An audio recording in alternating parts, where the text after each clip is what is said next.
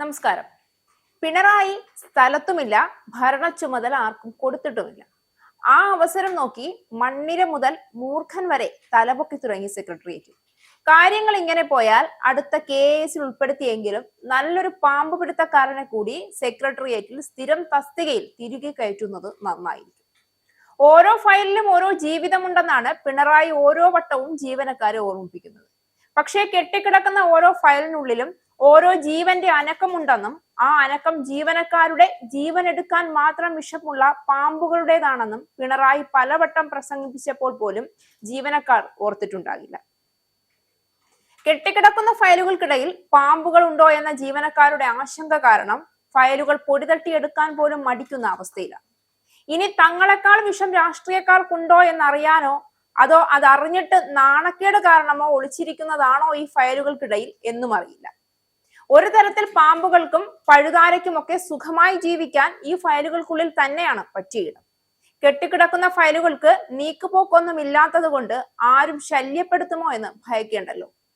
പിണറായി സർക്കാർ അധികാരത്തിൽ വന്നതിനു ശേഷം മനുഷ്യരുണ്ടാക്കുന്ന പ്രശ്നങ്ങൾക്ക് പുറമെയാണ് പാമ്പ്, പന്നി, എലി, പുലി, ആന തുടങ്ങിയ ജീവികൾ ഉണ്ടാക്കുന്ന പൊല്ലാപ്പുകൾ. പാമ്പുകളുടെ സ്വൈര്യവിഹാര കേന്ദ്രമായി മാറുകയാണ് സെക്രട്ടേറിയറ്റ്. സെക്രട്ടേറിയറ്റിനുള്ളിൽ പാമ്പു ശല്യം പതിവാണെന്നാണ് ജീവനക്കാർ പറയുന്നത്. 7 മാസത്തിനുള്ളിൽ 6 തവണയാണ് പാമ്പിനെ പിടികൂടിയത്.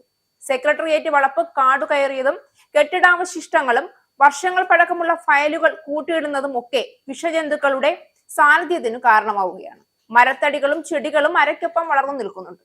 ജീവനക്കാരുടെ സംഘടനകൾ പരാതിപ്പെടുമ്പോൾ മാത്രമാണ് പരിസരം വൃത്തിയാക്കാറുള്ളത്. ഇന്നലെ പോലീസ് ഉദ്യോഗസ്ഥയെ പാമ്പ് കടിച്ച ശേഷമാണ് സെക്രട്ടേറിയറ്റിലെ പാമ്പ് ശല്യം ചർച്ചയാവുന്നത്. ഈ മാസം 4-ന് ഭക്ഷ്യവകുപ്പിന്റെ സി സെക്ഷനിലെ ഷെൽഫുകൾക്കിടയിൽ നിന്നാണ് പാമ്പിനെ കണ്ടെത്തിയത്. രാത്രി 7 മണി കഴിഞ്ഞാൽ പിറ്റേ ദിവസം രാവിലെ 8 മണി വരെ സെക്രട്ടേറിയറ്റിൽ ആരും കാണില്ല. ഈ സമയത്താണ് കെട്ടിടങ്ങളിലേക്ക് പാമ്പുകൾ കയറുന്നത്. പല പാമ്പുകളെയും തുരത്തുന്നത് രാവിലെ 8 മണിയോടെ എത്തുന്ന ശുചീകരണ തൊഴിലാളികളാണ്. വാതിലിന് സമീപം ജീവന് ഹാനി വരുത്തുന്ന നിലയിലാകും ഇവ പതിയിരിക്കുക. 2 വർഷം മുമ്പ് സെക്രട്ടേറിയറ്റിലെ പാമ്പുകളെ തുരത്താൻ പൊതുഭരണ വകുപ്പ് മുന്നിട്ടിറങ്ങി. പ്രത്യേകം മരുന്ന് തളിച്ചാണ് പാമ്പുകളെയും മറ്റു വിഷജന്തുക്കളെയും അന്ന് കൊല്ലാൻ തീരുമാനിച്ചത്. ഇതിനായി മുന്നോട്ട് വന്ന സ്വകാര്യ കമ്പനി ആവശ്യപ്പെട്ടത് 1ഉം 2ഉമല്ല 27 ലക്ഷം രൂപയാണ്.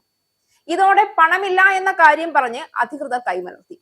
പിന്നീട് ഇതേപ്പറ്റി ആലോചനകളൊന്നും നടന്നിട്ടുമില്ല. സെക്രട്ടേറിയറ്റിന് മുന്നിലെ ആലിലാണ് പാമ്പുകൾ കൂട്ടത്തോടെ വസിക്കുന്നതെന്ന് Kerala secretariat employees association president P Honey പറയുന്നു.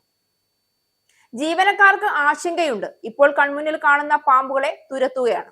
പ്രശ്നപരിഹാരത്തിന് അസോസിയേഷൻ മുന്നിട്ടിറങ്ങുമെന്നും ഹണി പറഞ്ഞു. സെക്രട്ടേറിയറ്റ് വളപ്പിനുള്ളിൽ ഡ്യൂട്ടിയിലുണ്ടായിരുന്ന മേനംകുളം വനിതാ ബറ്റാലിയനിലെ എറണാകുളം സ്വദേശി അഷിതയ്ക്കാണ് വലതുകാലിൽ കടിയേറ്റത്. രാത്രി 11 മണിക്ക് ശേഷമായിരുന്നു സംഭവം. ആശാസമരം നടക്കുന്നതിനാൽ 10ഓളം വനിതാ പോലീസുകാരെ അധിക ഡ്യൂട്ടിക്ക് നിയോഗിച്ചിട്ടുണ്ട്. ഈ സംഘത്തിലുള്ളതാണ് അഷിതയും. പുലർച്ചെ 12 മണിയോടെ സഹപ്രവർത്തകർ ചേർന്ന് തിരുവനന്തപുരം മെഡിക്കൽ കോളേജ് ആശുപത്രിയിലെ അത്യാഹിത വിഭാഗത്തിൽ അഷിതയെ എത്തിച്ചു. ശരീരത്തിൽ വിഷം പ്രവേശിച്ചിട്ടില്ല എന്നാണ് രക്തപരിശോധനയിൽ നിന്നുള്ള പ്രാഥമിക വിവരം. 24 മണിക്കൂർ നിരീക്ഷണത്തിന് ശേഷം ആശുപത്രി വിടാമെന്ന് അധികൃതർ പറഞ്ഞു. ഞായറാഴ്ച വൈകിട്ട് 6ഓടെ വനം വകുപ്പിന്റെ ടീം നടത്തിയ പരിശോധനയിൽ സെക്രട്ടേറിയറ്റ് നോർത്ത് ഗേറ്റിന് സമീപത്ത് നിന്ന് ഒരു പാമ്പിനെ പിടികൂടി. എന്നാൽ ഇതാണോ പോലീസ് ഉദ്യോഗസ്ഥയെ കടിച്ചതെന്ന കാര്യത്തിൽ വ്യക്തതയില്ല. വെളിച്ചക്കുറവ് കാരണം പാമ്പിനെ ചവിട്ടിയതാകാം എന്നും പറയുന്നു. സോക്സ് ധരിച്ചിരുന്ന ഭാഗത്താണ് കടിയേറ്റത്. 2 പല്ല് ആഴത്തിൽ താഴ്ന്ന മുറിവുണ്ടായിട്ടുണ്ട്. ചുരുക്കത്തിൽ ആശുപത്രികളുടെ മാത്രമല്ല ഓരോ വകുപ്പിലും വികസനവും നീക്കുപോക്കും നടപ്പിലാക്കേണ്ട ജീവനക്കാർ ജോലി ചെയ്യുന്ന പിണറായി സർക്കാരിന്റെ മൂക്കിനു താഴെയുള്ള സെക്രട്ടേറിയറ്റിലും പാമ്പിനെയും തേനീച്ചയും ഒക്കെ കാരണം പരിതാപകരമായ അവസ്ഥയിലാണ് കാര്യങ്ങൾ പോകുന്നത്. രാജകൊട്ടാരം തന്നെ ഇങ്ങനെയാണെങ്കിൽ പിന്നെ പ്രജകൾ നിലവിളിച്ചിട്ട് എന്ത് കാര്യം?